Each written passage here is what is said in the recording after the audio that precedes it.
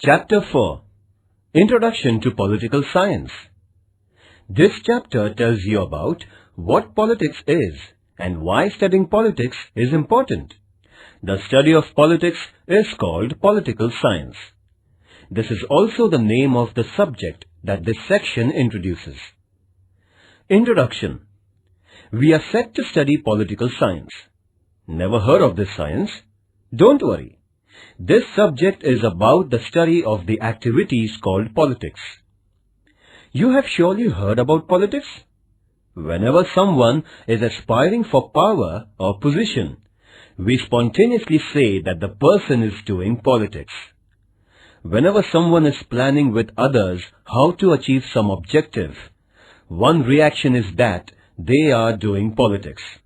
Often, we also imply that doing politics is not a very good thing. But can we live without politics?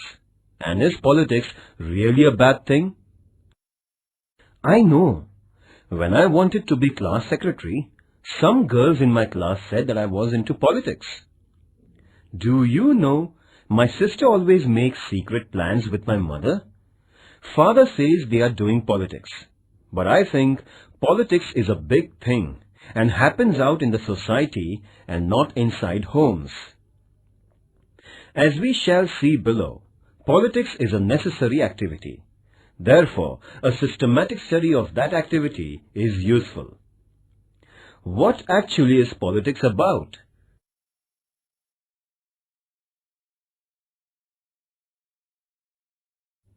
Politics and political science.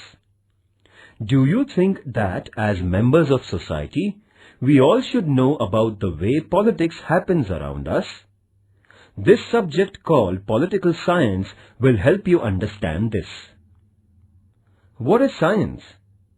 You have heard about science. Science means systematic study. So, physics is a systematic study of the physical materials, and geography is a systematic study of nature and environment, land mass and rivers, and so on. Every area or branch of systematic enquiry is described as a science.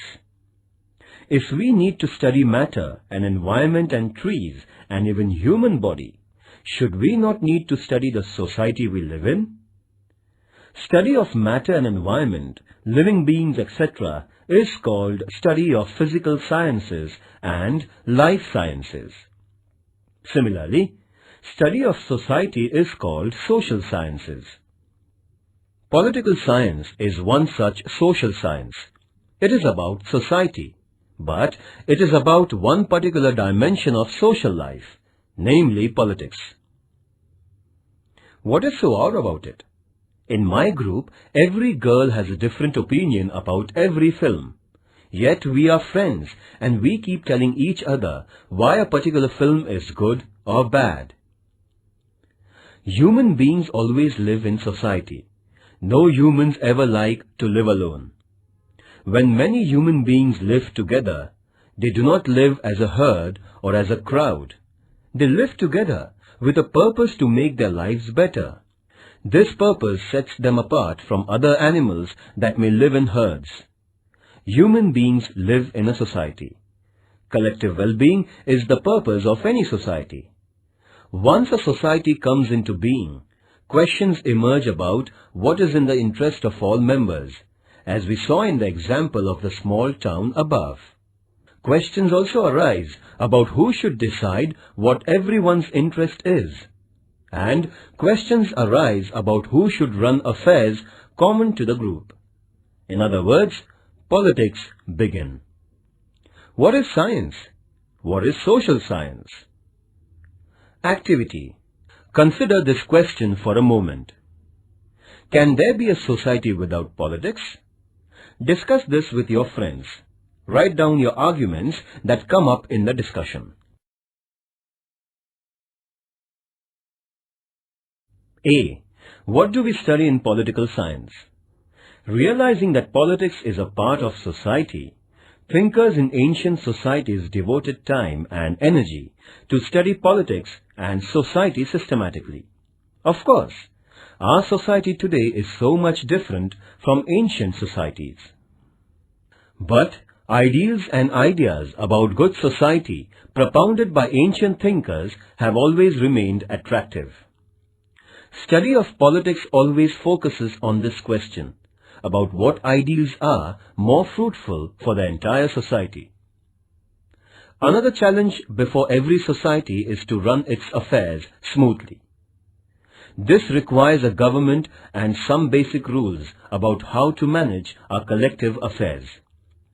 Political science has given attention to this question of forming government and running it.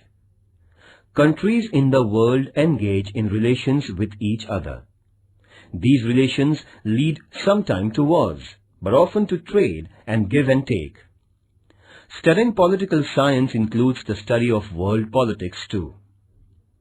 Above all, power is central to all politics. So, the study of political science is related to the question about why people want power and what they do for getting power. In other words, power and competition are at the heart of the study of politics. Which are the subject matters of political science?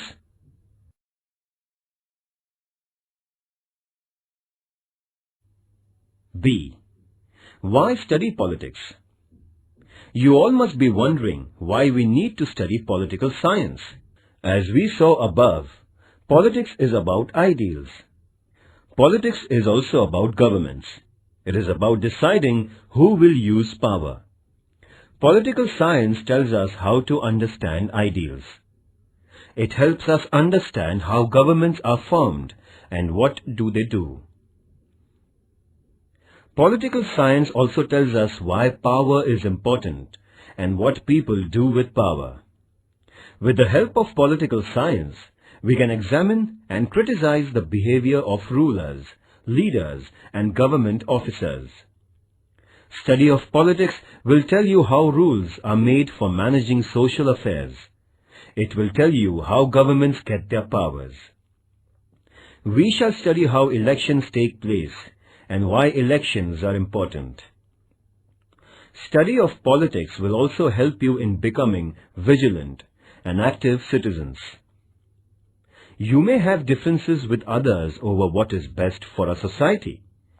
Study of politics will teach you how to deal with such difference. Most importantly, every citizen has the right to keep a watch on how government functions. Study of politics will tell you how to evaluate our government and its policies and how to keep the government under control. Which are the things you study with the help of political science? Activity. Read from newspapers of last 1 month news about agitations that took place either in Maharashtra or elsewhere in the country. Discuss in your class the issues over which those agitations happened.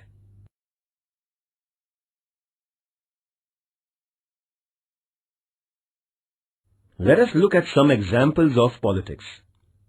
Do you know that every village has a Gram Panchayat? And every town has a municipal council? The Gram Panchayat and the municipal council looks after the maintenance of roads and lights in the locality.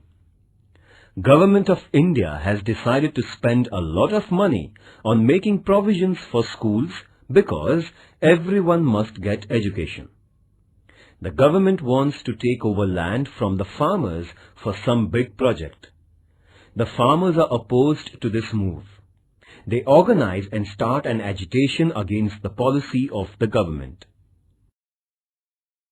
When elections are taking place for the Gram Panchayat or the Lok Sabha, candidates and their parties contact the people asking for their votes. This is known as the election campaign. Activity. Find out from each of these examples why they are called politics. Make a list of those who are most likely to be involved in doing things mentioned in these examples. List out the actors involved in these examples. Write down which of the following activities these examples of politics involve. First, deciding policies. Second, running routine government. Third, competing for power. Fourth, expressing differences over a decision of the government. Fifth, setting up a goal or ideal. Activity. Do you know the names of any political parties? Which of these parties actually exist in your village or city? What do these parties do?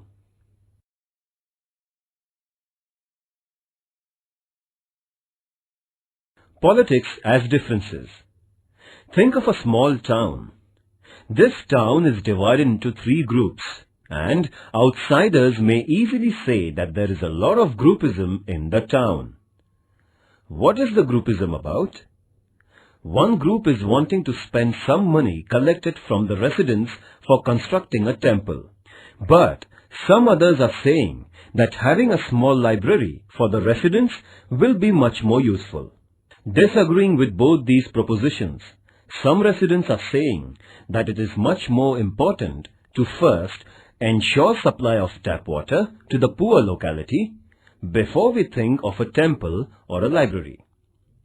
Only if the town had all the resources in the world, it could manage all the 3 things. But they have only limited resources. So they have to decide where to spend the money first. Do you think this groupism is bad? Do you think this groupism can be avoided? This example tells us why and how groups get formed. If we know the reasons behind formation of groups, we shall be able to understand how competition among groups is important. Politics as governing. And here is yet another example. Your school is going to start a small library of storybooks for students and says that day-to-day management of this library must be done by students themselves. It is decided that class 9 students should take up the responsibility. Then a competition begins among the various divisions of class 9th. In each division, a few boys and girls want to become secretary of the library. Is there anything wrong in wanting to be a secretary of the students' library? If nobody wanted to be the secretary, who will manage the library? In this same manner, we would need people to come forward to manage the common affairs of the society. Whenever a formal association is formed, differences take place in the course of its functioning. Whenever people come together on a regular basis for some common purpose, differences are bound to occur. We might disagree about work plan. There would also be competition for positions to run the affairs of the group. This will lead to discussions. Then there will be some give and take. Differences, competition and give and take help in reaching a better decision and better management. There is nothing to be worried about differences. This is politics. Are they telling us that differences are not bad? Isn't that odd? What is true of groups and associations is also true of societies and nations. Politics is unavoidable. Politics is necessary. Politics helps in conducting competition and managing differences.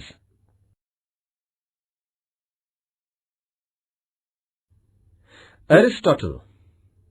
Aristotle was a philosopher who lived, worked and taught in ancient Greece about 24 centuries ago. Aristotle is famous for his claim that man is a political animal. According to him, forming a society for achieving collective goals is a distinguishing feature of human beings. Gautam Buddha. 25 centuries ago, Buddha propounded equality as the organizing principle for society. He also pointed out that unfulfilled wants lead to dukkha, and good society must aim at overcoming dukkha.